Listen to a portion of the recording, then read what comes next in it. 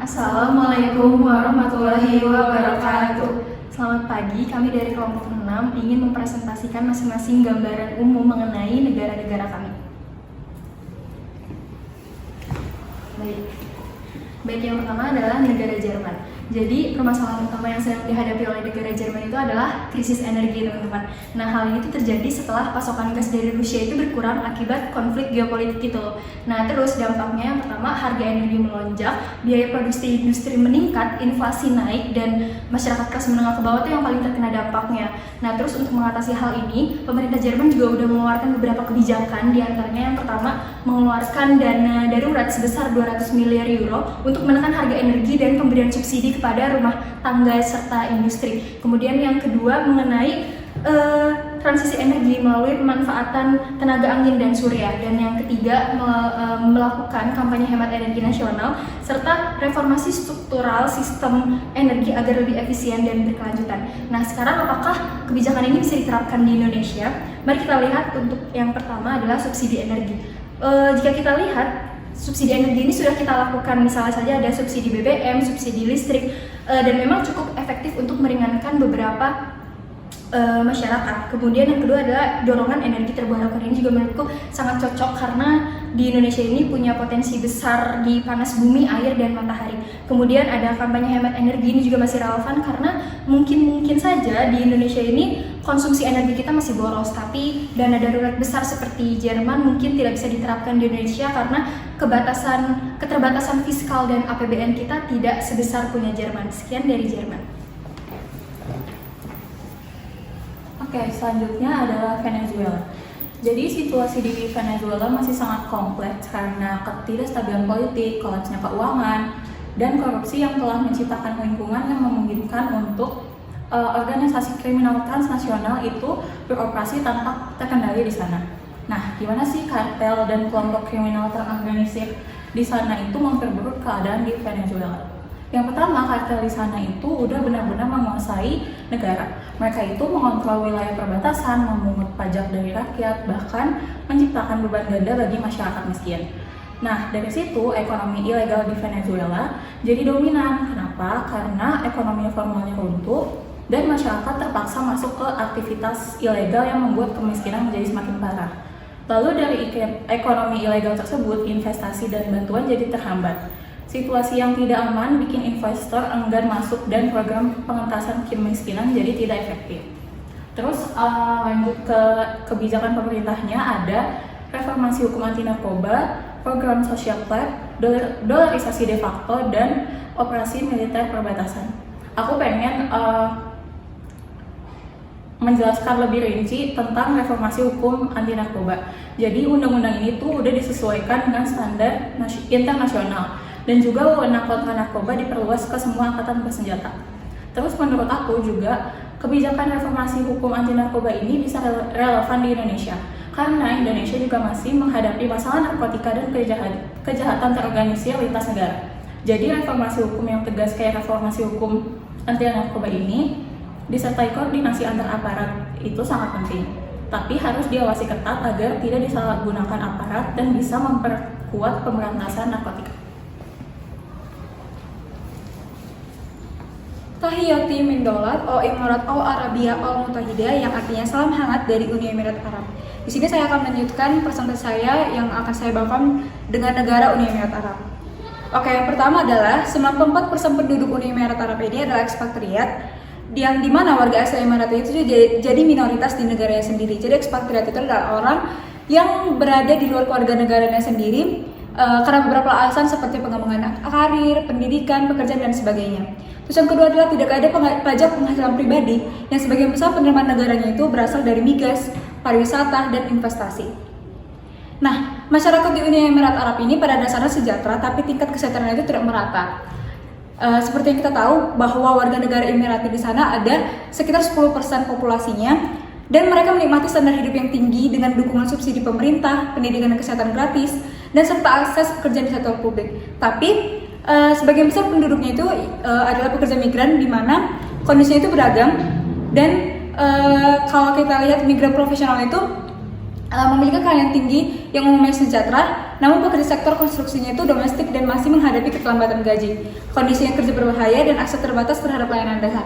Jadi kesimpulannya bahwa warga negara Emirati di sana sejahtera dan warga negara migran yang memiliki penghasilan tinggi sejahtera dibandingkan warga negara yang berada di daerah konstruksi. Terus tantangan pembangunan yang kira-kira bisa sama dengan Indonesia, yang pertama adalah ketergantungan pada sektor tertentu, di mana Uni Emirat Arab itu bergantung pada minyak yang harus diversifikasi, dan Indonesia itu masih sangat bergantung pada sumber daya alam dan komoditas seperti batu bara dan sawit. Jadi kalau bisa kita bandingkan dengan Indonesia, Uni Emirat Arab itulah negara berpenghasilan tinggi dengan fiskal stabil, sedangkan Indonesia adalah masih negara berkembang yang menuju upper middle income. Dan Uni Emirat Arab ini memiliki sovereign wealth fund besar, yaitu SWF, di mana dana investasi atau dana abadi yang dimiliki oleh negara untuk mengelola kekayaan negara dan menginvestasikan dalam berbagai aset di pasar global demi keuntungan ekonomi dan kesejahteraan jangka panjang bagi warganya. Sementara Indonesia masih berusaha memperkuat basis pajak. Dan kebijakan-kebijakan yang telah ditetapkan di Uni Emirat Arab, yang pertama adalah Wage Protection System atau WPS, di mana menjamin gaji dibayar lewat sistem perbankan yang resmi. Terus yang kedua adalah Mini Work Ban, di mana larangan kerja di luar ruangan antara pukul 12.30 sampai jam 3. Kita bisa lihat bahwa di Uni Emirat Arab itu memiliki cuaca atau suhu yang ekstrim sampai 45 derajat Celcius. Terus ada Domestic Workers Law, di mana menjamin hak pekerja domestik seperti libur mingguan, cuti tahunan, dan perlindungan hukum. Yang keempat adalah UAE Labor Law, di mana adanya kontrak kerja, hak cuti, dan standar hubungan industrial. Selanjutnya ada negara Yaman. Situasi di negara Yaman yaitu akibat konflik berkepanjangan sejak Houthi mengambil alih pemerintahan di sana telah menjerumuskan Yaman dalam krisis multidimensi yang ditandai dengan runtuhnya ekonomi, krisis kemanusiaan, serta semakin terbatasnya ketersediaan akses air bersih.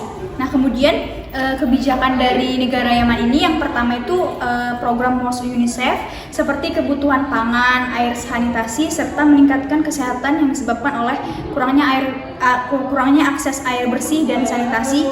Yang kedua, program kemitraan global seperti kerjasama internasional. Nah, kemudian kebijakan yang dapat diimplementasikan di Indonesia itu yaitu program UNICEF karena layak diterapkan di Indonesia karena mampu mengatasi tantangan utama berupa keterbatasan akses air bersih serta rendahnya perilaku hidup bersih. Program ini tidak hanya berkontribusi dalam menurunkan angka penyakit menular dan masalah gizi seperti stunting, tetapi juga sangat relevan bagi daerah yang terpencil di mana akses air bersih masih menjadi persoalan mendasar, serta dalam penanganan darurat pasca bencana yang terjadi di Indonesia. Selain itu, program ini dapat meningkatkan kualitas hidup, memperkuat ketahanan kesehatan nasional, dan mengurangi kesenjangan layanan dasar antar wilayah. Oke, baik, di sini saya ingin menjelaskan mengenai negara Suriah. Jadi, negara Suriah termasuk negara terbelakang karena adanya perang selama belasan tahun, yang itu tuh sangat berdampak kepada ekonomi dan juga kualitas hidup masyarakat di negara Suriah. Lalu tantangan utama negara Suriah udah pasti tentu saja perang yang berkepanjangan baru selesai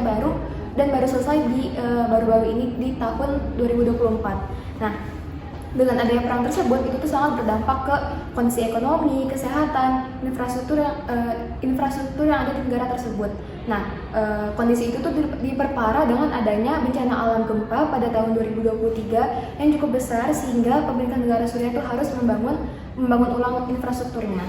Lalu Suriah itu karena adanya perang dan juga bencana alam tadi itu merupakan salah satu negara yang sangat bergantung dengan bantuan sosial, sehingga Suriah tuh kebijakannya lebih kepada bantuan sosial. Nah, di sini saya mengambil kebijakan yaitu program Smart Card, yang dimana program ini tuh berupa kartu elektronik yang di dalamnya sudah ada saldo, sehingga masyarakat dapat menggunakan kartu tersebut secara langsung untuk kebutuhan hidupnya. Nah, kebijakan tersebut itu bagus untuk diterapkan karena dapat mencegah terjadinya bantuan sosial yang tidak merata dan juga mencegah terjadinya korupsi dengan adanya bantuan sosial tersebut. Nah, mungkin sekian dari penjelasan mengenai kelima negara tadi. Di sini saya ingin menjelaskan mengenai hasil diskusi kami tentang perbandingan dari kebijakan 5 negara tadi. Nah, menurut kelompok kami, best practice yang bisa diterapkan di Indonesia adalah program Smart Card dari negara Suriah. Di Indonesia, itu sering menghadapi masalah bantuan sosial yang tidak tepat sasaran, bahkan rawan disalahgunakan. Nah, dari sistem kartu elektronik tersebut, itu tuh dapat membuat bantuan sosial lebih transparan, merata, dan juga bisa langsung dipakai oleh masyarakat yang berhak untuk mendapatkan bantuan sosial tersebut. Baik, sekian dari kelompok 6. Terima kasih atas kesempatannya. Wassalamualaikum warahmatullahi wabarakatuh.